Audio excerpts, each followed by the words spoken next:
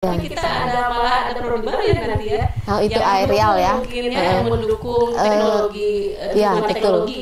Kan nggak salah, prodinya Bu Siti juga yang pertama di Indonesia ya. Semua mahasiswa itu dibekali tentang pengetahuan elektromekanik. Jadi ada dasar mechanical dan manufaktur gitu betul, ya. Betul. Karena MBKM itu wajibnya itu di semester 4. Tapi biasanya favoritnya mahasiswa Polman itu ke UK ya. Ya. Yang Nottingham itu ya. Nottingham. Mereka lulus dari otomasi DTRO, terus kemudian melanjutkan ke sana langsung master gitu ya. Setahun dalam meluncurkan program ini, bagaimana mahasiswa itu nantinya siap untuk menjadi generasi emas. Sempat ada yang nanya ke saya, itu informatika belajar fisika juga katanya. Ternyata di sini kita dapat jawabannya.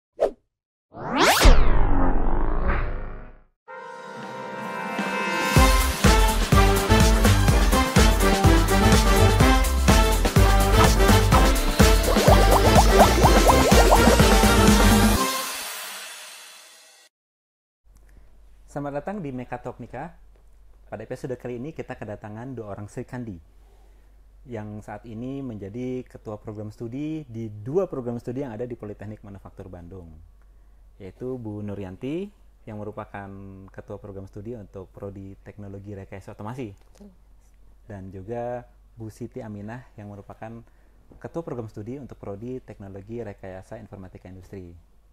Selamat datang Ibu-ibu.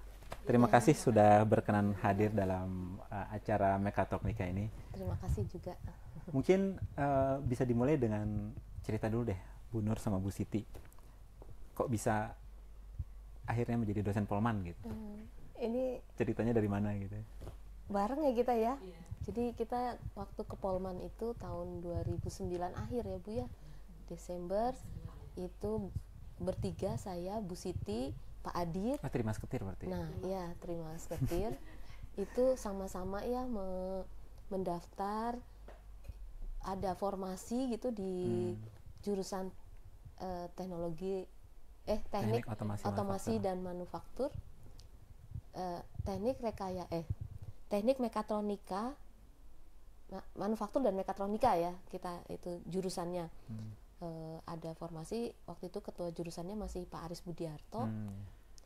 Nah, alhamdulillah gitu ya, sampai sekarang kita masih di sini, insya Allah lah ya, sampai pensiun ya Bu Siti. Ya, sampai pensiunnya. Berarti sudah bestie sejak lama betul? Ya, dari pendaftaran. Ya Bu. Oke ya. Jadi dan sekarang Bu Siti menjadi ketua program studi untuk teknologi rekayasa informatika industri. Ya, nah itu kan prodi baru ya Bu ya? Prodi baru yang baru 2 angkatan ya dengan tahun ini. Baru 2 angkatan, baru menerima 2 angkatan ya. Berarti tahun 2022 baru dibuka ya. Juli 2022. Oke. Kalau prodinya Bu Nur yang teknologi rekayasa otomasi? Iya, kita dari 2016 ya. 2016 dan merupakan program studi D4 pertama lah di jurusan kita gitu. Karena kan semuanya awalnya D3 begitu ya. Kemudian ada himbauan dari Dirjen Vokasi saat itu bahwa kalau bisa tidak ada lagi D3 gitu, semuanya harus D4. Berarti dari dulu ya? Ya. Saya pikir baru-baru ini aja Dirjen Diksi meminta seperti upgrading gitu. Ternyata memang dari dulu sudah didorong untuk menjadi diploma 4 gitu ya. Terutama sejak Pak Wikan ya. Pak Wikan sebagai dirjennya. Berarti sekitar tahun 2019 itu ya. Iya. Jadi waktu itu kan kita tidak berpikir yang udah D3 langsung di D4 kan gitu. Tapi gini aja lah, waktu itu kan awalnya kan kita memang cikal bakalnya itu ada otomasi dan ada mekatron. Emang cikal bakal dari tahun waktu ada di BLIP ya. Di BLIP kan kita dulu pernah ada AEC ya. Ada AEC, ada AEB gitu ya. Di apa namanya? Di Gatot Subroto. Di Gatot Subroto kita dulu ada mahasiswa yang memang dibesarkan di Kanayakan, ada yang di BLIB gitu. Nah, kemudian ada indikasi atau perkembangannya yang di Kanayakan itu mekatronik gitu, yang satu otomasi. Nah, kemudian berkembang pas ada bahwa D3 akan di D4 kan, maka ya sudah kita mau memekarkan prodi gitu ya, memekarkan prodi, ya udah kita seperti yang dulu aja lah, kan ada mekatronik, ada otomasi gitu ya. Kalau gitu daripada kita yang D3 mekatronik itu langsung di D4 kan, kita bikin aja prodi baru otomasi tapi dari D4 gitu. Karena memang sejak dulu sebenarnya kita sudah punya embrio untuk mekatronik dan otomasi gitu. Seperti itu. Nah, ini ada satu pertanyaan yang paling banyak muncul dari baik itu calon mahasiswa atau orang tua mahasiswa atau bahkan kalangan internal kita sendiri nih. Apa sih bedanya mekatronika sama otomasi? Nah, itu dia. Boleh. Oh iya, kebetulan Bu Siti juga dulu pernah menjadi kaprodi untuk mekatronika ya. Betul. Yang D3-nya ya. Jadi sebelum di TRIN atau teknologi rekayasa informatika industri, besarnya di mekatron justru. Iya, betul. Kalau bedanya sendiri sebenarnya ini ada di kita itu piramida otomasi ya. Nah, piramida otomasi itu sebuah piramid di mana layer bawahnya itu lebih ke arah hardware ya. Itu ada di mekatronika gitu. Itu device, hardware, sensor, itu semua ada di wilayah lingkup prodinya mekatron gitu. Baik itu D3 ataupun D4-nya kedalamannya aja yang berbeda gitu ya. Nah, di layer 2 itu ada antarmukanya, yaitu atau dibilang bahwa yang menghubungkan mekatron ke kendali itu ada antarmuka, itu bisa HMI ya benar ya, bisa pakai device lainnya, tapi yang integrasinya itu ada di layer 2 otomasi itu ya. Nah, kenapa TRIN juga butuh? Karena ada di layer terakhir, yaitu layernya ERP ya, sama MIS waktu itu. Jadi waktu cikal bakal kenapa otomasi juga perlu, karena ada beberapa kalau di mekatron mungkin arahnya mesinnya ini ya standalone gitu ya, kalau di sendiri. Nah, ini kita kebutuhannya butuh integrasi, sehingga butuhlah otomasi gitu. Nah, nanti di otomasi tuh ada layer paling tinggi, itu adalah enterprise resource planning gitu. Jadi itu kajiannya informatik, sehingga butuhlah prodi informatik gitu. Itu mungkin dari situ mungkin ininya ya, historinya gitu. Jadi itu ceritanya bersambung berarti ya. Bersambung sebetulnya. Bu Siti kan dari mekatronika. Nah, bahwa mekatronika itu layer, kalau dari piramida yang tadi Bu Siti jelaskan, piramida otomasi, berarti mekatronika yang paling bawah ya. Jadi dia terkait dengan hardware gitu ya, akuisisi data mungkin ya. Jadi kalau mekatronik itu emang per device gitu. Per device yang masih belum ada koneksi antara satu device dengan device lainnya gitu. Dan ini untuk misalnya kayak dalam satu, kan ini kita menuju ke 4.0 ya, industri 4.0. Sebelum 4.0 kan masih 3.0. Jadi 3.0 ini masih saya punya mesin otomatis, tapi kalau dia masih sendiri itu masih mekatronik, karena kan mekatronik itu ada mekanik, elektronik, informatik. Dia juga belajar informatiknya, tapi masih dalam satu device gitu.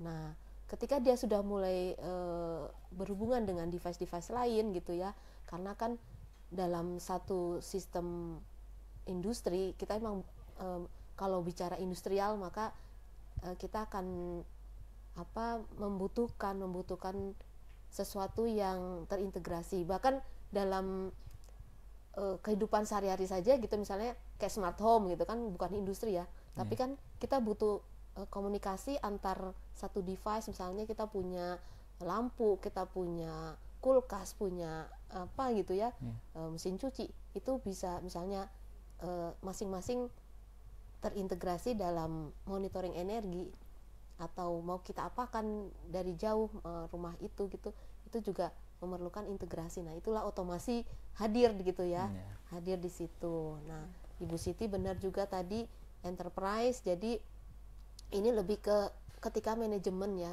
suatu manajemen ingin tahu kondisi real di lapangan sehingga bisa nanti memutuskan gitu ya, memutuskan kira-kira harga, misalnya diminta penawaran harga itu bisa cepat gitu ya, bisa cepat memberikan informasi, dan kalau informasinya tepat kan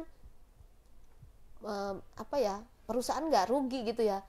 Kadang-kala kan kita kalau misalnya tender nih, ini harganya berapa, main tembak gitu ya, kayaknya murah nih, seneng kan ya si yang pemberi tender, langsung diambil, ternyata rugi gitu karena kan tidak ada presisi perhitungan begitu ya Bu Siti. Betul. Jadi di enterprise resort planning ini juga kalau dilihat dari alurnya, dari order masuk udah di capture dulu gitu sama resort planning, nanti dipetakan sama dengan berapa sih kita butuh mesin juga gitu untuk produksinya berapa, nanti sampai ujung-ujungnya bagaimana mengelola bahan material, bagaimana mengelola sumber daya yang dibutuhkan, bagaimana kebutuhan mesinnya juga. Nah itu keluarlah nanti ya harga ya, harga di mana itu juga disesuaikan dengan kondisi kondisi di lapangan begitu, dan nanti keluarlah nanti pesanan dari yang tadi order itu keluar, dimonitoring produksinya sesuai apa tidak targetnya, materialnya datang sesuai tidak. Nah itu semua nanti kalau bisa dimonitoring secara baik oleh MIS, itu bisa menghasilkan sebuah produk yang kualitinya bagus, tepat sasaran, maksudnya tepat waktu maksudnya, dan produknya terpenuhi juga. Nah itu juga akan dikirim sampai di customer dengan sesuai target begitu. Itu sisi informatik yang mendukung di level atas begitu, level paling ujung ya, paling kerucut ya Bu ya, kalau dilihat MIS sama Enterprise Resort Planning gitu. Ya. Oke, jadi memang berarti lengkap sudah ya, berarti mekatronika, otomasi, dan informatika industri untuk melengkapi piramida itu ya. Untuk saat ini ya. Tapi kita malah ada prodi baru ya nanti ya. Itu aerial ya. Yang mendukung teknologi, teknologi. Kan kalau aerial itu dia drone ya, jadi tanpa awak. Tanpa awak berarti dia sudah otonomus, tidak perlu ada operator sama sekali ya. Kemudian juga, tapi memang agak berbeda karena dia sifatnya spesifik gitu ya, spesifik. Dan saya sudah pernah ngobrol dengan mitra gitu, mitra industri di Indonesia itu belum ada jurusan aerial gitu. Jadi hanya baru dititipkan di jurusan mesin, tapi itu juga belum maksimal. Jadinya semoga dengan jurusan aerial ini bisa menunjang gitu ya, apalagi drone ini ternyata kebutuhannya besar gitu ya, baik itu di pertahanan, keamanan, kemudian juga pertanian dan sebagainya gitu. Iya. Kalau nggak salah prodinya Bu Siti juga yang pertama di Indonesia ya? Iya, betul. Oh iya benar, karena mekatronika. Kalau kemarin waktu kita buka prodi train ini, kita sudah banding ke beberapa prodi di Indonesia itu belum ada sebuah prodi yang sejenis, makanya membuka nomenklatur baru malah, makanya agak lama pembukaannya karena membuat nomenklatur baru. Jadi yang baru ada itu di luar justru. Berarti banyak. Waktu itu benchmarkingnya dengan luar. Dengan mana aja Bu? Dengan, kalau saya lihat beberapa yang D3 malah. Kalau di luar tuh kebanyakan prodi ini tuh banyaknya D3 gitu. Yang ini ya. Dan informatika industri ini juga banyaknya di S2 yang di luar juga. Oh gitu. Malah yang setaranya D4 atau S1 tuh masih jarang. Masih jarang ya? Iya. Informatika industri ya? Informatika industri, jadi lebih ke arah sebenarnya kalau istilah informatik nggak hal yang baru ya. Ya betul. Cuma memang karena ada ada kata industrinya ini menjadi sebuah kebaruan gitu ya. Betul. Terutama dalam program studi di Indonesia belum ada tuh namanya teknologi rekayasa informatika industri. Makanya banyak juga yang bertanya, apa bedanya dengan informatika yang biasa secara umum. Iya. Nah, sekedar informasi juga, kalau karena Polman ini memiliki khas ya manufaktur, jadi kebutuhan informatiknya juga lebih ke arah kebutuhan di industri gitu. Jadi fokusnya ke dua produk yang tadi MAS sama ERP sebenarnya, karena di industri itu dua aplikasi itu udah menjadi hal umum gitu di industri manufaktur khususnya. Ya. Jadi perbedaannya dengan informatika yang ada di misalnya di universitas lain gitu, ada jurusan teknik informatika atau rekayasa informatika, dengan teknologi rekayasa informatika industri yang ada di Polman Bandung ini, artinya kalau yang TRIN yang prodinya Bu Siti lebih ke arah industri gitu ya, menjawab permasalahan industri. Jadi aplikasi-aplikasi industri yang dibutuhkan gitu. Tapi kalau teknologi informatikanya mungkin sama aja ya Bu ya? Sama ya, tapi kebetulan kalau untuk akreditasinya sendiri, kita kan kalau yang umum itu ke Lamkom ya, ke Lamkom. Oh iya, betul. Tapi hasil keputusan kemarin dari pusat, ternyata kalau informatika industri itu yang Polman itu domainnya ya, domain teknik gitu. Domainnya teknik ya, bukan domain apa itu namanya, informatika dan komputer, Infocom ya. Oke. Dan saya juga kemarin sempat nunggu kabar masuk Infocom atau yang teknik gitu, tapi waktu pembukaan awal waktu itu sama Profesor Bu Mega bahwa ini agak lain sih, karena lebih arahnya banyaknya teknik gitu. Agak lain atau agak lain? Kayak film. Agak lain nih. Iya. Itu Mas. Oke. Ya, jadi memang seperti itu ya untuk teknologi rekayasa informatika industri dan teknologi rekayasa otomasi. Jadi kalau mau kita simpulkan berarti mekatronika itu adalah bagaimana sebuah menghasilkan device, mungkin smart device atau intelligent device gitu ya, tapi dia masih berdiri sendiri gitu ya. Betul. Terus kemudian ketika membutuhkan integrasi, maka kita membutuhkan otomasi. Iya, betul. Dan ketika membutuhkan monitoring dan terutama untuk kebutuhan manajemen level gitu ya, maka dibutuhkanlah informatika industri. Iya, betul. Seperti itu ya. Piramida industrinya seperti itu sih. Iya. Otomasi industri ya. Betul. Dan kalau misalnya ini ya teknologi rekayasa otomasinya Polman gitu ya, mungkin agak berbeda dengan yang sejenis gitu ya. Terutama kita tuh ada elektromekanik. Jadi karena kita manufaktur, jadi semua mahasiswa itu dibekali tentang pengetahuan elektromekanik. Jadi ada dasar mechanical dan manufaktur gitu ya. Betul. Sehingga kalau otomasi tempat lain itu lebih fokusnya ke industri yang berkaitan dengan mungkin chemical atau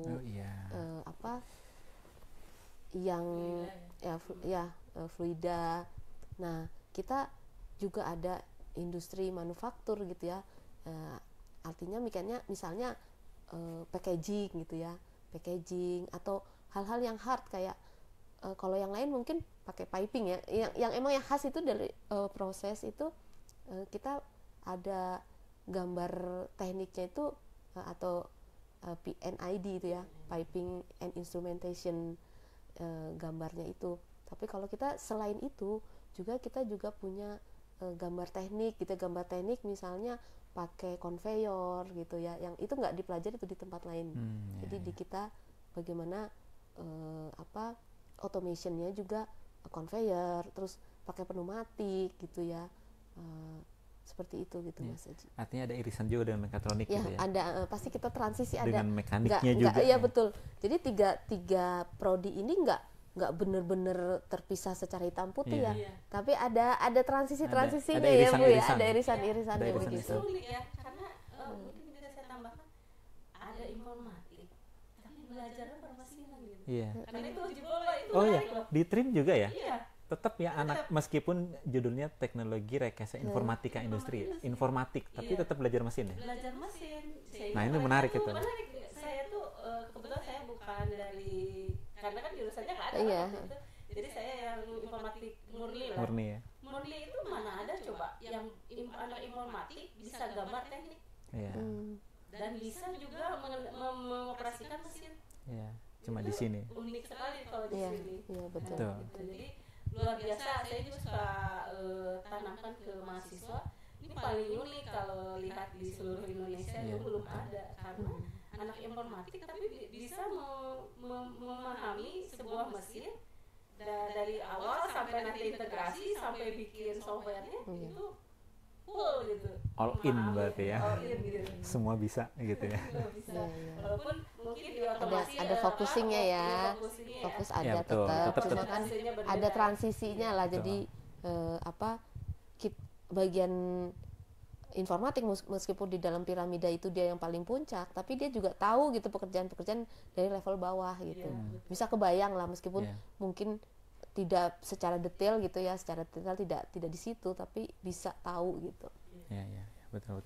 Karena bagaimanapun juga kan kita di Politeknik Manufaktur gitu. Nah, artinya betul. kita harus Jadi, memahami ciri khasnya. Ciri khas. Jadi mau jurusan apapun tetap harus bisa jalanin mesin gitu ya. Gitu. Tetap harus bisa ngegambar teknik gitu ya. Proses manufaktur itu memang khas ya. Jadi kayak ada kerja bangku ya, masih ada ya kerja bangku, terus kemudian mengoperasikan mesin CNC dan baca gambar yang mekanik itu bisa, ya buat gambarnya juga bisa. Ya, sekalian informasi buat teman-teman, kerja bangku itu bukan ngerjain bangku ya. Ya betul ini. Gitu, tapi ya apakah ada istilah bahasa Inggrisnya mungkin ya? Enggak ya? Kerja bangku bahasa Inggrisnya apa ya? Saya juga ngalamin waktu pelatihannya lumayan ternyata ya. Ngikir ya. Jadi kerja bangku tuh kan ngikir. Itu siapa aja Mas? Kalau kita kan waktu hanya ngikir. Iya, kita ngerjain ngikir-ngikir gitu ya. Ngikir sambil mikir gitu. Sambil jikir. Luar biasa kan? Iya. Saya tuh pernah berpikir ini kerja bangku ini gimana sih gitu ya? Sangat membosankan gitu kelihatannya ya. Tapi setelah dialami, ini secara filosofi itu ada gitu. Iya, belajar sabar, fokus gitu. Terus presisi kan? Presisi. Karena dia emang sebenarnya ngikir itu adalah finishing touch lah. Finding touch, di mana kalau misalnya kita membuat satu benda kerja, kalau misalnya masih kurang dikit-dikit itu kan nggak mungkin pakai mesin ya. Maka harus harus pelan-pelan dikikir gitu. Iya, betul. Ya betul tadi, mikir dan cikir, betul. Mikir dan cikir. Kalau nggak mikir, dia kelewatan nanti Betul. batas jadi Iya. batas halusnya. Betul. Nah, harus belajar sabar gitu. Jadi ya kerja bangku bukan ngerjain bangku ya. Kok kita jadi belajar furnitur gitu kan? Kerja bangku. Gitu. Nah, kalau mata kuliah, berarti kalau untuk informatika industri kan ya arahnya mungkin untuk calon mahasiswa ketika mencari tahu mata kuliahnya apa aja sih yang diajarin, pasti mereka sebenarnya ngebayangin belajar pemrograman gitu ya Bu ya. Tapi selain pemrograman berarti juga belajar listrik juga belajar Bu? Elektronika belajar juga ya? Belajar juga. Jadi basic Polman dan basic jurusan. Basic jurusan ya? Itu wajib semua kuliah ada kan. Kalau wajib jurusan, kalau wajib Polman yang tadi ya. Elektromekanik. Tapi kalau wajib jurusan itu elektronika dan rangkaian listrik. Berarti di TRIN itu ada mata kuliah wajib nasional kayak agama, bahasa Indonesia. Itu mah wajib. Terus semua. mata kuliah wajib Polman itu terkait permesinan, mekanik. Terus mata kuliah wajib jurusan itu seperti elektronika, rangkaian elektrik gitu ya. Dan listrikan dan pemrograman yang merupakan kekhususan. Oh iya, pemrograman otomasi juga belajar. Semua kita kan belajar wajib jurusan Gitu ya. Iya, betul juga. Di otomasi juga begitu ya, Bu ya? Iya, sama. Ada pemrograman dan logika komputer ya. Itu wajib. Iya. Nah, di era sekarang itu kan ada yang kita sebut sebagai MBKM. Ya. Merdeka Belajar Kampus Merdeka. Merdeka. Kalau di prodinya Bu Siti dan Bu Nur, bagaimana mengadopsi MBKM tersebut? Ya, MBKM itu di prodi kami sudah berlangsung dari tahun 2020. Jadi ada mahasiswa yang melapor gitu, saya mau ikutan bangkit waktu itu. Bangkit, kemudian sejalan dengan adanya program ini gitu, kenapa tidak gitu. Setelah kita telusuri dulu mata kuliahnya itu apa saja, apa kegiatannya apa. Kegiatannya kan ada kegiatan magang, ada kegiatan studi independen. Nah, dia kebetulan ambil yang studi independen. Kemudian kebanyakan di studi independen yang sudah terprogram di pemerintah, kementerian itu memang sudah memberikan informasi yang cukup detail ya tentang kurikulum, tentang kegiatan mereka mau apa saja begitu. Jadi dari kegiatan-kegiatan dari informasi itu maka saat awal sebelum mereka ambil biasanya kita melakukan nota ekuivalensi SKS. Jadi nota kesepakatan ekuivalensi dulu gitu supaya mereka merasa saya sudah capek-capek tapi ternyata tidak ada dikonversi gitu. Ini dari awal sudah ada perjanjian. Jadi misalnya ini nanti yang dikonversi ke sini itu memang sejauh ini masih Kaprodi. Jadi mahasiswa langsung ke Kaprodi karena apa? Karena memang Kaprodi yang bertanggung jawab ya ketika nanti akan diaudit dan sebagainya. Karena waktu masih sedikit lah anaknya. Nah, di sini akan kita lihat kalau memang ada beberapa secara prinsip, kalau sama banget pasti kan enggak lah ya. Enggak, tapi prinsipnya kok mirip-mirip gitu. Maka bisa kita lepas gitu. Oke, kita konversi yang ini. Kalau yang nggak bisa nanti akan saya kasih nota ke dosennya untuk memberikan pembelajaran mandiri, karena di kita ya emang kekhasan ya di vokasi itu kan setiap anak nggak bisa misalnya sekarang saya nggak ngikutin mata kuliah ini saya ambil tahun depan kan nggak bisa ya karena kita selalu harus ada berita acara kelulusan. Jadi harus ibarat makan itu habis porsinya sesuai, harus habis, nggak boleh dinanti-nanti gitu. Nah akhirnya kita untuk mata kuliah yang tidak bisa dikonversi ya sudah dia akan mengambil SKS lagi gitu, maksudnya dia harus mengikuti kuliah tapi tidak harus hadir di kelas gitu. Tapi misalnya dia UTS atau UAS baru ikut gitu ya. Jadi dan itu nah ketika sudah banyak itu mahasiswa dan dia juga kan kalau dia sendiri harus datang ke masing-masing dosen kan mungkin ini ya effort gitu ya, effort. Biasanya dibantu diakselerasi oleh Kaprodi gitu. Jadi Kaprodi yang langsung membuat nota ke dosen-dosen berikut gitu ya. Tolong mahasiswa ini udah jadi ibaratnya sudah diserah terimakan menjadi anaknya Kaprodi gitu. Yang ini yang saya terjemahkan ya dari peraturan ini. Karena kalau langsung diserahkan ke udahlah dosen aja yang menentukan dia pantas dikonversi atau enggak, itu jadi liar gitu. Jadi kadang nggak dikonversi, ini dites lagi, ternyata kok nggak bisa misalnya. Nah jadi apa ya?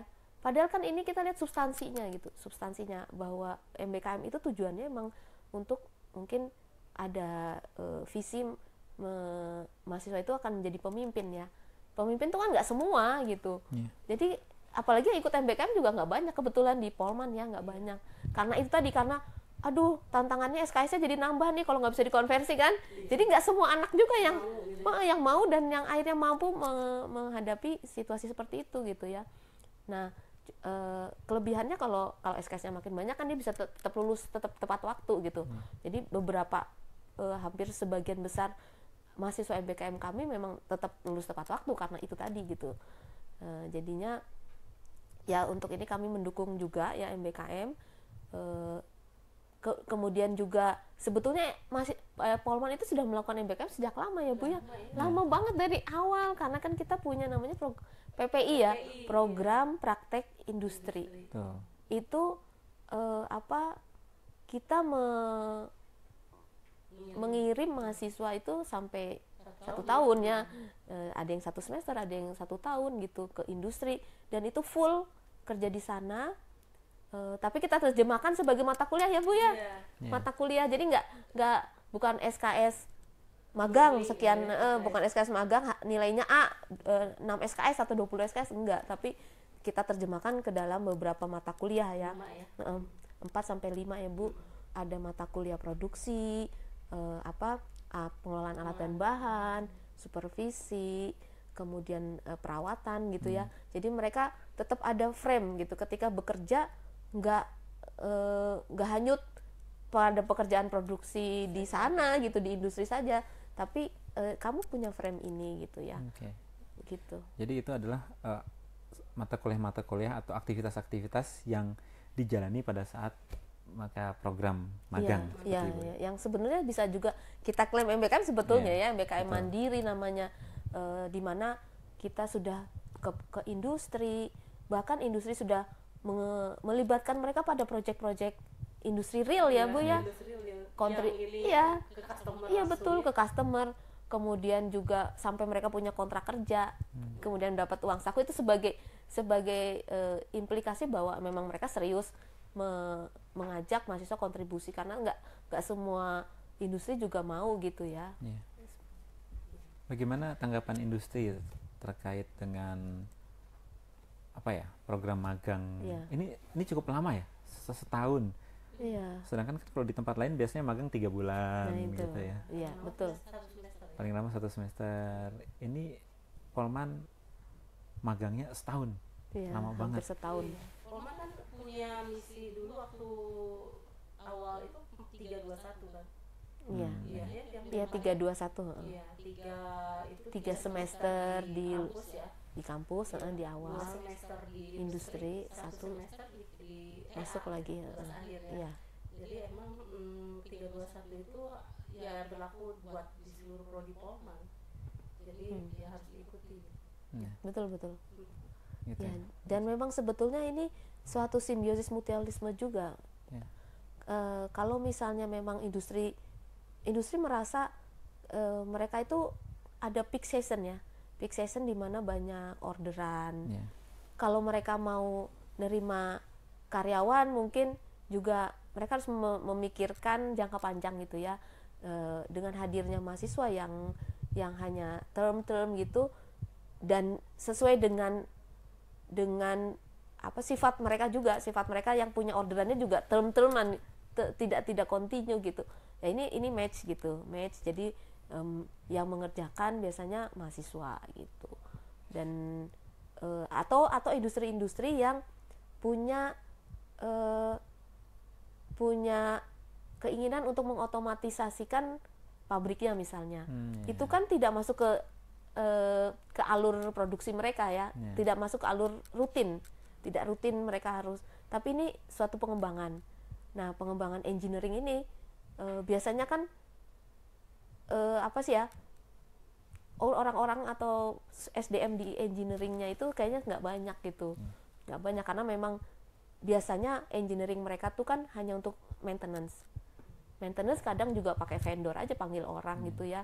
Nah, tapi untuk pengembangan, mengotomatisasi kan itu kan harus ada ulak-ulik gitu ya, dan kalau misalnya bisa berhasil bisa enggak gitu kan. Jadi ini mahasiswa hadir di situ gitu, bantu. Tapi saya pernah ke industri waktu monitoring waktu itu. Jadi monitoring yang PPI ini. Iya, PPI. Kita kan emang kita monitor ya Bu ya. Monitor karena kan dosennya ya. Betul. Itu bahwa kalau PPI-nya itu 6 bulan itu belum mencukupi waktu project gitu. Jadi kalau setahun mereka dilibatkan dari awal sampai akhir itu cukup gitu. Justru berarti malah industri lebih senang kalau kita lebih lama gitu ya. Karena jadi baru juga masuk gitu ya, udah keluar lagi nah itu kan. Jadi industri juga agak susah merange orangnya begitu ya. Tapi kalau setahun itu cukup katanya. Iya betul. Ya, Bunda ya pernah ya. Iya. Dapat masukan kenapa sih saya pernah ke industri menanyakan kenapa butuh 2 semester begitu. Jadi alasannya banyaknya karena waktu itu pernah ada di D3 itu diturunin jadi 1 semester. Oh gitu. Iya. D3 itu 1 semester, yang D4 itu 2 semester. Tapi saya tanya dulu ke industri, saya banyak yang keberatan karena hal itu. Mereka malah pengennya ya udah mahasiswa Polman bisa lama. Lebih banyak, bisa lebih lama ya. Kalau bisa jangan putus gitu ya. Jadi kalau diganti dengan orang baru tuh dari awal lagi. Iya benar betul. Itu agak susah. Kita pernah ya, pernah juga sih setengah-setengah ya. Karena bagaimanapun Polman juga membutuhkan yang PPI di dalam ya, di dalam, karena kan kita juga punya produksi juga, jadinya riset juga ya. Ya, produksi, riset, supervisi ya, mahasiswa. Nah, makanya banyak juga gitu kegiatan-kegiatan akademik. Jadi butuh, tapi nggak banyak ya Bu ya, cuma berapa ada lah. 8 4 di kalau satu kelas kan 4 ya. 4 dari 24 katakanlah kan cuma 1/6 ya. 1/6 ya. Jadi dari 24 itu 4 magang di Polman. Ya. 20-nya magang di industri begitu jadi. Tuh. Oh iya tadi MBKM-nya Trin ya belum ya sedikit menambahkan. Emang sudah ada, Bu? Karena masih baru 2 angkatan sih ya. Karena MBKM itu wajibnya itu di semester 4. Iya, untuk yang S1 ya. Jadi baru ini baru nih baru mau itu sekarang udah tahap wawancara. Jadi ada mahasiswa Trin yang ikut sebanyak ISMA ya. 4 ya. Tapi lolos administrasi 3. Jadi kemarin itu jadwalnya wawancara ISMA 2024 karena ISMA sekarang itu dimajuin ya Bu. Jadi Februari. Kalau dulu kan di akhir-akhir ya sekarang malah semua program di depan gitu. Jadi kebetulan ada yang sudah tingkat 4, ada yang sudah semester 4 tingkat 2 Nah itu ada yang 5 orang tadi yang berminat tapi yang daftar 4, yang lolos seleksi 3. Nah ini tinggal nunggu pengumuman nih. Ada yang ke Kanada 1, Korea 1, satu lagi ke Taiwan. Kanada kanaikan dalam. Iya. Kanada, Korea dan Taiwan. Oke.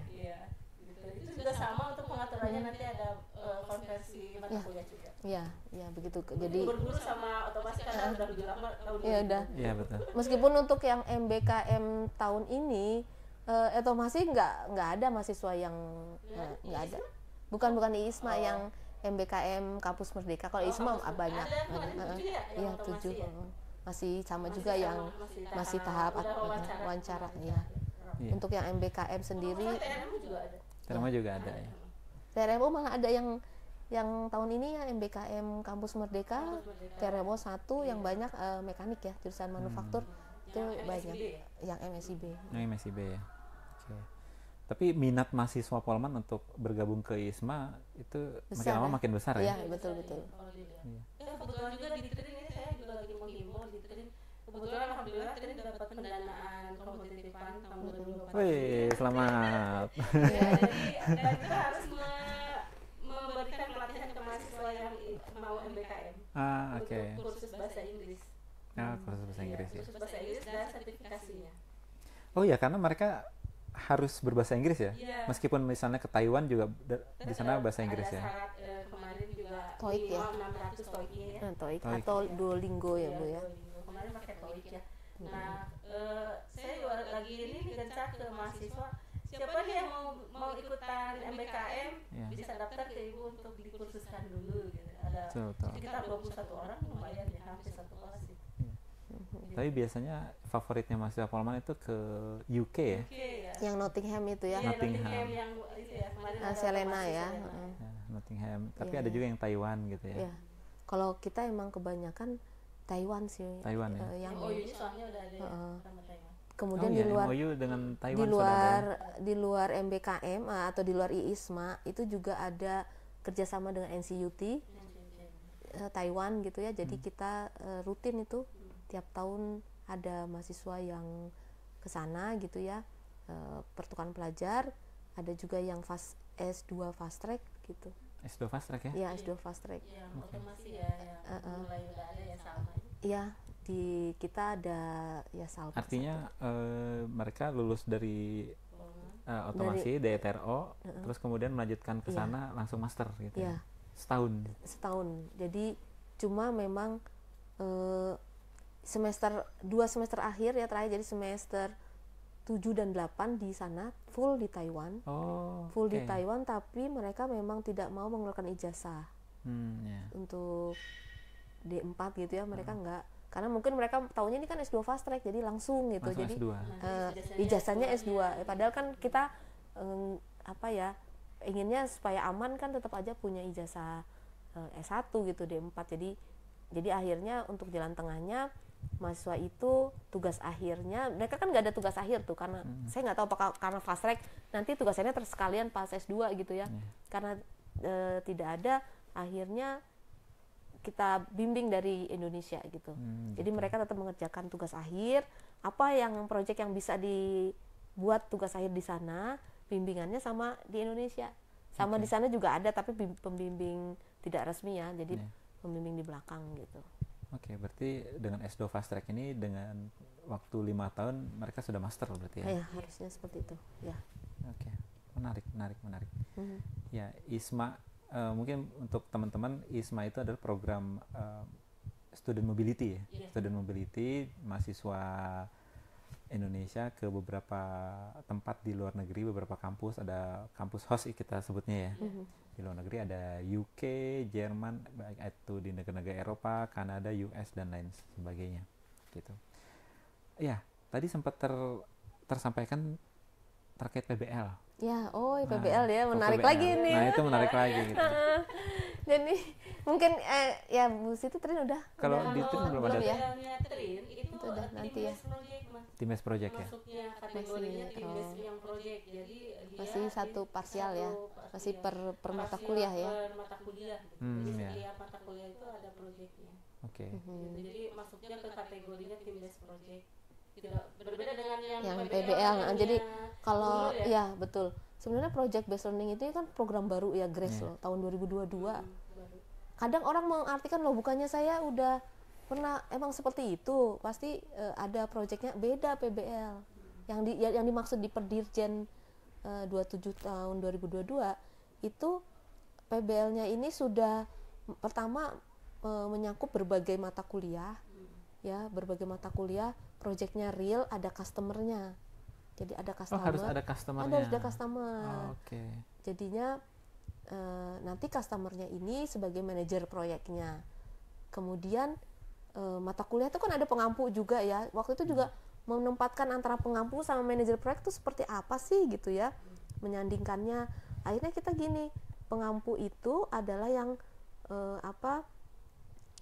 dia bertanggung jawab secara kompetensi di mata kuliah itu.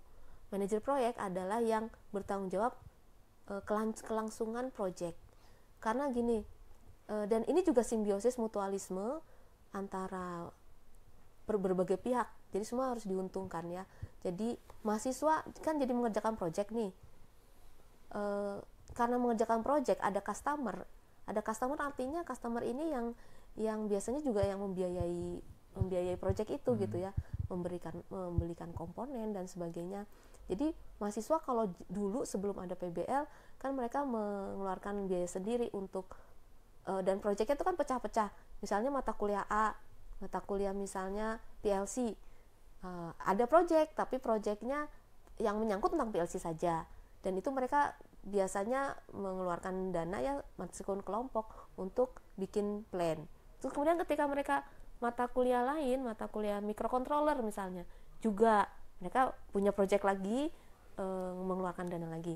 Nah sekarang karena sudah disatukan, diintegrasikan, dan untuk urusan komponen ini manajer proyek yang bertanggung jawab begitu. Nah manajer proyek juga mendapatkan keuntungan proyeknya jalan gitu ya, jalan meskipun memang mesti harus banyak dikompromikan karena kan kita mahasiswa gitu ya yang mengerjakan. Nah dan ya mahasiswa itu jadinya misalnya 2 SKS gitu ya, 2 SKS pertama itu dibekali dengan kompetensi mata kuliah. Nah SKS minggu keduanya baru mereka diterjunkan ke PBL. Nah ini juga kan sebetulnya niatnya gitu ya, niat dari pemerintah dalam meluncurkan program ini bagaimana mahasiswa itu nantinya siap untuk menjadi generasi emas Indonesia tahun 2045 ya, dimana sebagai generasi emas itu mereka harus memiliki keterampilan abad 21. Apa sih keterampilan abad 21? Pertama kan berpikir kritis, kemudian juga kreatif,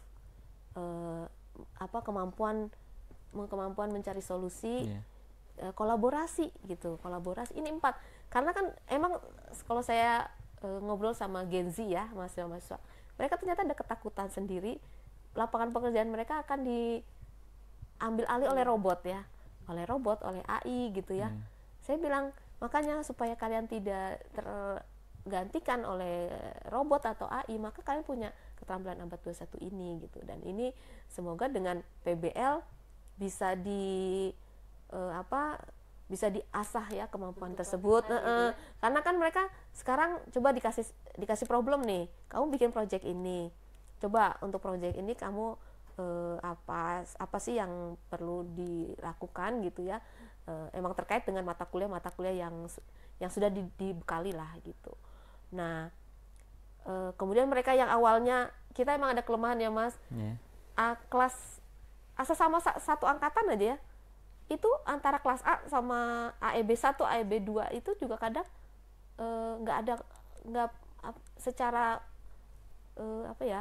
pergaulan tuh kurang gitu, karena merasa nggak pernah ini. Nah sekarang coba kamu digabung gitu, digabung jadinya supaya ada kolaborasi dan sebagainya gitu. Jadinya ini menguntungkan, karena bagaimanapun mereka juga harus komunikasi ya. Kalau nggak bisa komunikasi, jadi terlatih di situ gitu Bu. Jadinya ini kita sambut positif lah ya, sambut positif. Kemudian project based learning, dan kalau bisa semua mahasiswa terlibat gitu. Karena mahasiswa terlibat, karena kan kita emang vokasi ya, jadi apa-apa harus enaknya tuh batch gitu. Kalau nggak batch kan ada yang tertinggal gitu. Nah batch ini ya, jadi kita di program studi juga harus mencarikan project-project bagi mereka supaya mereka semua dapat gitu. Ya, tapi project based learning itu kan sebenarnya juga mungkin Polman sudah mempraktekkan sejak lama ya. Dulu namanya production based education ya. Cuma memang kalau PBE itu orientasinya ke productionnya produksi. Jadi dia tidak secara kurikulum tidak terlink gitu dengan mata kuliah ya Bu ya, dan dia sifatnya memang by order ya, project by order, tapi kadangkala tidak mengenal dia harus punya terkait mata kuliah mana. Tapi gitu. Kalau project based learning itu memang sudah disesuaikan dengan capaiannya dari setiap mata kuliah betul, gitu betul. Jadi kalau misalnya tidak, katakanlah kita sudah memproposkan atau merencanakan minimal misalnya 4 mata kuliah praktek selama ini yang kita ajukan ke PBL, meskipun banyak universitas juga melakukan teori juga gitu. Sebenarnya bisa juga gitu. Cuma kita fokus aja dulu supaya manajemennya. Nah, dari proyek itu mungkin tidak terkait semua gitu, karena memang tuntutan dari proyeknya emang nggak harus semua gitu. Yang ya asalkan ada 3 dari semua itu, dan ada beberapa proyek yang semua gitu. Jadi kan misalnya ada 20 proyek. 20 proyek yang mengcover semua tuh katakanlah 5 gitu. Bisa ya mengcover semua. Tapi yang 3 jadi 75% itu ada sisanya. Tapi jangan kurang dari 50% gitu. Oke. Jadi memang kita merasa penting ya ada project based learning, sehingga mahasiswa itu dalam menjalankan mata kuliahnya terlibat langsung dalam sebuah proyek yang terkait dengan itu gitu ya. Jadi nggak cuma mengerjakan hal-hal yang tidak ada hubungannya dengan industri gitu ya. Iya betul. Tapi bahkan ya untuk di jurusan kami sendiri gitu ya, mahasiswa tuh sangat terbantu ketika mereka PPI tadi magang ya. Ya saya juga baru, karena kita kan baru pertama kan 2022 2023 ya. 2022 itu perdirjennya, terus langsung kita jadi baru langsung satu diadopsi. Baru satu angkatan yang merasakan PBL, dan angkatan ini sekarang lagi PPI, lagi magang, dan mereka merasa sudah terbiasa gitu. Baru 1 minggu, bagaimana PPI kalian gitu? Oh ini Bu, kita udah biasa waktu PBL jadinya ngerjain project gitu. Betul. Gitu ya, saya juga baru tahu gitu. Jadi ketika mereka di Polman, di lab gitu ya, ngerjain project gitu ya. Dan project itu kan seperti yang tadi Bu Nur bilang, itu juga ada permintaan ya dari industrinya gitu betul, ya. Betul. Jadi ketika mereka magang di industri, mereka udah yang kayak gini. Gitu. Sama. Dikejar-kejarnya juga. Dikejar-kejarnya, di push-nya juga sama. udah terbiasa. Udah terbiasa. Udah kebal ya, berarti ya. Tempatnya aja beda. Tempatnya aja beda, betul. Kalau PBL ngerjainnya di Polman, di lab gitu ya. Kalau PPI magang ya di dan perusahaan lebih masing-masing. dan itu emang kalau di Polman kan masih mungkin level pushnya masih sedikit ya. Di industri luar biasa emang. Ya, jadi kalau mereka tidak terbiasa juga ini ya agak kaget-kaget gitu. Tapi sih Mas, kalau yang PBL itu kalau dilihat itu mungkin harus memenuhi beberapa semester dulu ya. Karena kalau di tingkat 1 seperti itu kayaknya agak berat gitu. Iya benar-benar Bu. PBL mah harus udah basicnya udah lewat gitu. Udah lewat ya. Makanya TRO karena dia posisinya iya, di tengah-tengah ya, di tengah. Udah ada di level semester 4 dan 5. 4, 5 sebelum ya. PPI sih. Harusnya sebelum PPI udah ada PBL jadi terbiasa ya. Ya, berarti betul. itu bedanya ya. Sebelum PBL anak-anak yang PPI ya belum terbiasa terlibat proyek gitu ya. Iya, betul. Meskipun proyek mata kuliah biasanya udah ada sih biasanya kita proyek mata kuliah. Betul, kayak microcontroller nih bikin proyek gitu kan. Nah, sekarang dengan project based learning, proyeknya itu merupakan gabungan dari beberapa mata kuliah. Iya, betul.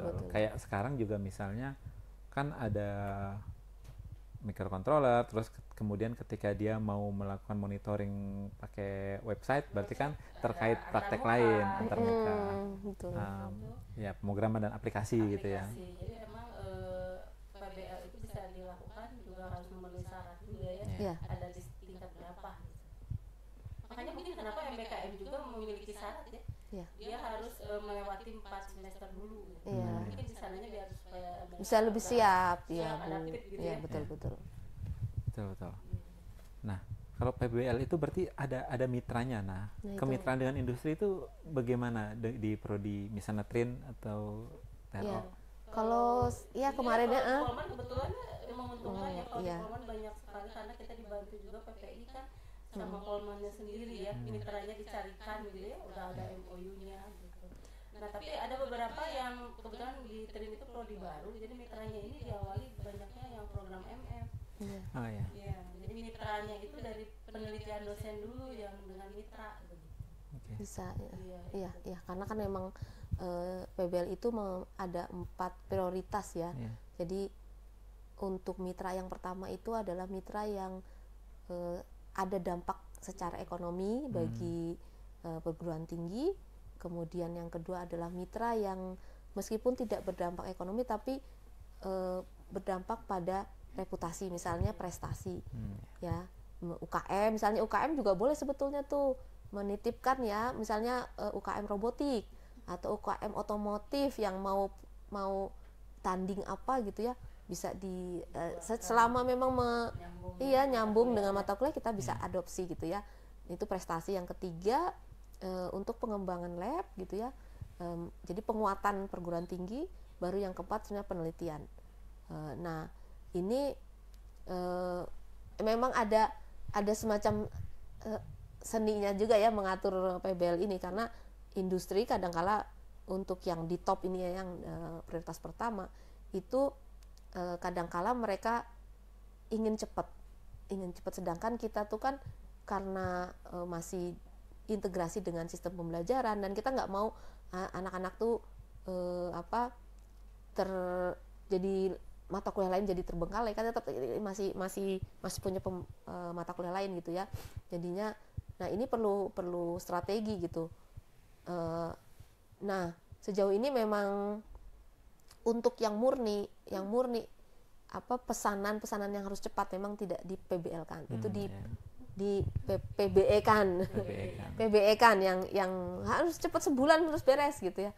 Wah, ini kita kan 1 semester gitu ya, itu PBE deh masuk. Nah kalau yang industri mau nggak ini kita kerjainnya tapi sampai 1 bulan, 6 bulan 1 semester, oke gitu. Dan biasanya emang project engineering yang mungkin nggak harus cepet ya gitu. Silahkan diminum dulu Bu. Ini airnya terima beneran kasih loh ya. Ini airnya beneran ini. Beneran ya. Nah, kedepannya sebenarnya tantangan dari prodi ini seperti apa? Terutama dalam ya kalau kita tahu perkembangan teknologi kan begitu pesat gitu ya. Kalau dari Trin misalnya. Kalau Trin sendiri yang pasti cepat ya kalau Trin. Iya, informatika itu udah ya? paling mungkin paling eksponensial. 2 sampai 3 langkah. Nah, ini mungkin kurikulum ya yang perlu tetap update. Dan peralatan mungkinnya dan hardware software-nya juga. Dan dosennya sendiri. Sendiri ya. Jadi yang ngajarnya kan nggak mungkin ya tetap harus update ya. Nah, makanya kita kedepannya sih tantangannya butuh ini upgrade kompetensi. Kalau di otomasi sendiri bagaimana, Bu? Ya, hampir sama ya. Jadi untuk upgrade dari pengajar gitu ya, kita bisa dari pelatihan ya, training untuk teknologi terbaru, minimal kita tahu lah. Tapi tetap pengajarannya kita ada basic gitu ya. Jadi basic itu supaya mahasiswa tidak terdikte oleh teknologi. Taunya kan emang sih alat itu makin canggih, makin ini ya, jadinya males mengulik yang dasar gitu ya. Kayak misalnya gini, kenapa kita harus belajar matematika 1+1 gitu kalau udah ada kalkulator gitu ya, atau apalagi ada komputer gitu yang bisa memorinya dipanggil aja, nggak usah ngetik gitu ya. Kalau kalkulator masih ngetik, kalau komputer kan tinggal save gitu udah langsung keluar. Jadi makin canggih makin memanjakan. Nah, ini kita tetap basic mereka ya, kemampuan programmingnya, kemampuan tadi kerja bangku ya. Nah, meskipun teknologi udah semakin canggih, jadi di situ nanti paling basic kita tetap, cuma nah itu makanya project ya Bu ya, projectnya makin banyak. Jadi mereka pada akhirnya menggunakan itu tadi ya, device yang terbaru gitu.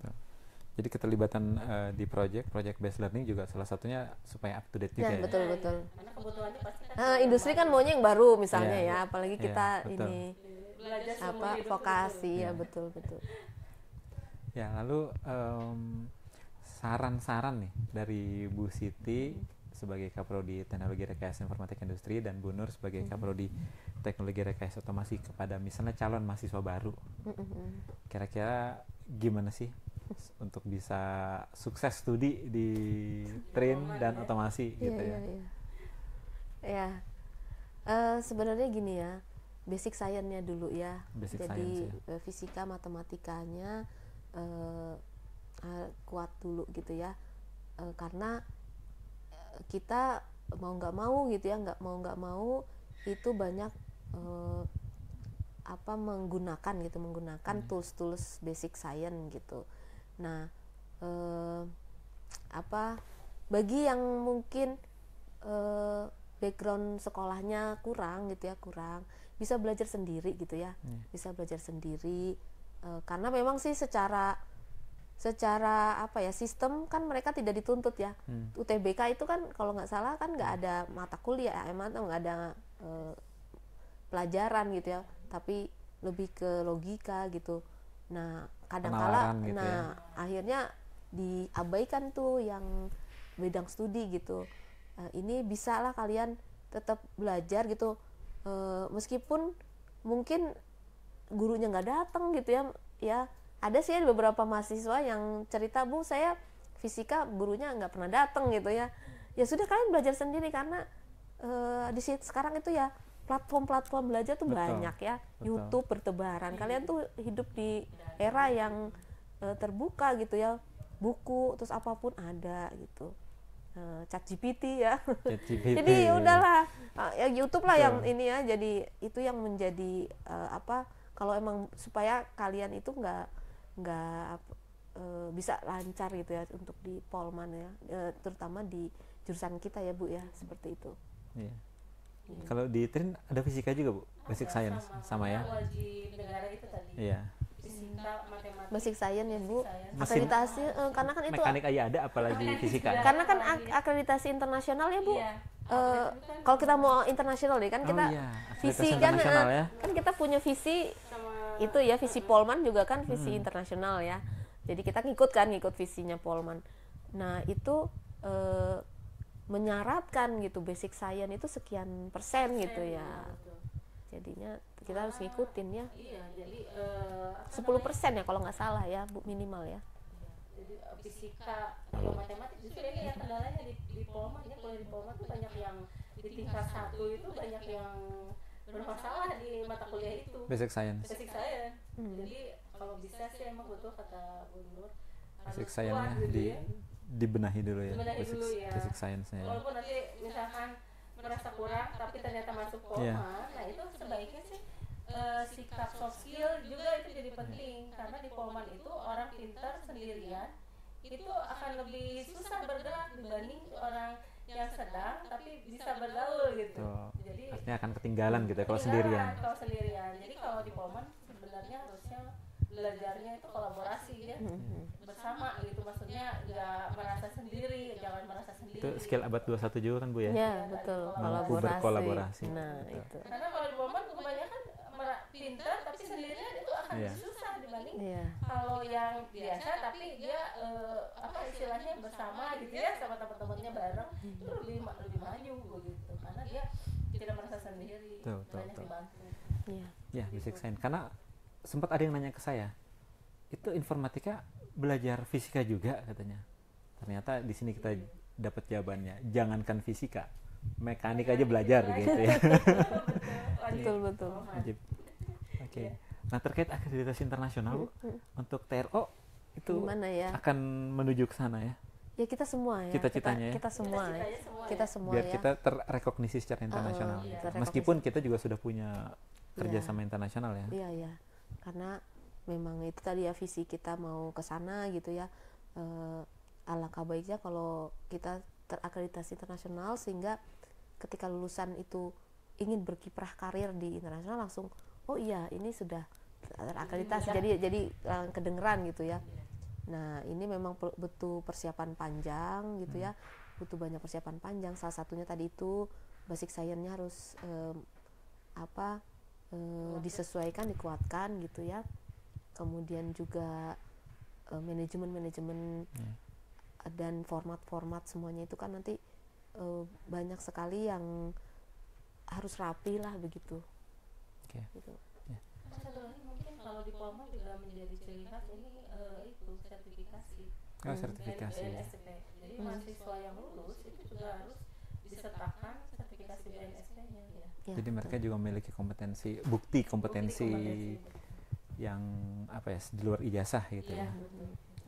Ada berapa sertifikat kompetensi Bu? Kalau sekarang yang mau dibuat skema baru itu yang informatik. Informatik akan ada ya? Akan ada, iya. Karena kemarin harus disusun dokumennya tahun ini, awal tahun depan udah di BNSP kan ya Bu ya? Sertifikasi. Iya. Karena wajib Polman juga itu sertifikasi BNSP. Ya meskipun juga industri juga paham ya, alumni Polman nih gitu kan. Iya betul. Karena kemarin juga ada orang tua mahasiswa yang cerita ke saya, tapi ini mahasiswa yang upgrade dari universitas lain, terus masuk D4 di tempat kita gitu ya. Belum lulus, baru dapat SKL, karena dia lulusan Polman dia langsung diterima di salah satu perusahaan internasional gitu kan. Ya orang tua tersebut bilang, wah hebat juga nih ya, saya nggak salah nyokolahin anak saya di Polman katanya. Gitu ya. belum wisuda gitu, baru selesai TA, baru ada keterangan lulus, langsung bisa ke perusahaan oil and gas internasional seperti itu. Baik, mungkin sebagai penutup, kira-kira untuk di Prodi Trin dan Prodi TRO, cita-cita kedepannya itu akan seperti apa Bu? Kalau Trin sendiri sih sebenarnya kami ingin jadi prodi terdepan di bidang informatik gitu ya, IT khususnya untuk manufaktur. Betul. Apalagi sekarang masih satu-satunya. Iya, masih satu-satunya. Iya. Kalau yang kita juga bisa go internasional ya, akreditasi internasional tadi ya. Ya, itu. Tahun berapa kira-kira Bu? Waduh, mungkin Tapi kalau itu bisa cepat kan kalau unggul itu. Iya bisa ya. Iya. Karena memang karena misalnya kan